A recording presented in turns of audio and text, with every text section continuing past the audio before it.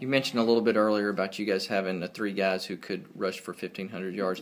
Does that start with your quarterback, to Daryl Marshall? Absolutely, absolutely. He's what makes us go right now. You know, he's matured so much over the last 2 years. You know, him starting as a freshman to right now. So yeah, everything starts with him. Give people a snapshot of what they see when they see your offense.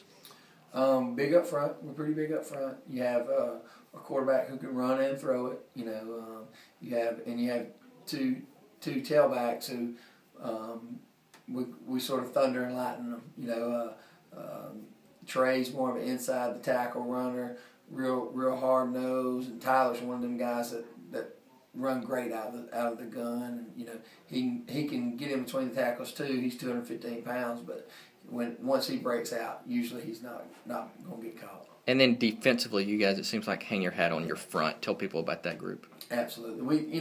Those four guys. I would say those are four of the best guys in the state. You know, as far as defensive front, we've been blessed. You know, you got two guys on that team, on that front four that were all state last year. One of them on offense, one of them on defense. But you know, I think you can make an argument for all four of those guys.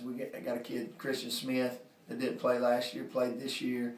You know, he's about 6'1", about 265, and he does a lot of interrupted in the middle. And then Josephus Smith is another kid that's come in. He's got over 42, 43 tackles for losses. And then, playing in the championship round again, are there distractions you try to avoid, or do you rely on the experience that your guys have of being there and doing that before? We try to get the kids not to be satisfied. You know, of course there's going to be distractions. You just got to sort of focus on football. You know, and that's the thing. Anytime you play in a game this big, your community's going to make it big. You know, everybody's going to have their say, and everybody's going to tell them what they need to do. And we just try to convince them focus on football, focus on winning one more football game, and then we can celebrate and listen to everybody else after that. And you guys play a Deshler team that's been through a lot this year. Do you sort of marvel at what they've been able to do?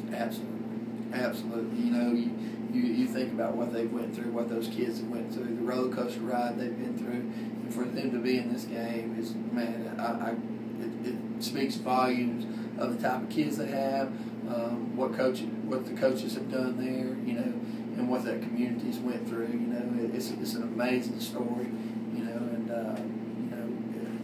it's one of those things that, you know, it's you hate to have to play them because you want to beat them, but you know, in the back of your mind, you're sort of rooting for them. You know, and I think they've done a fantastic job.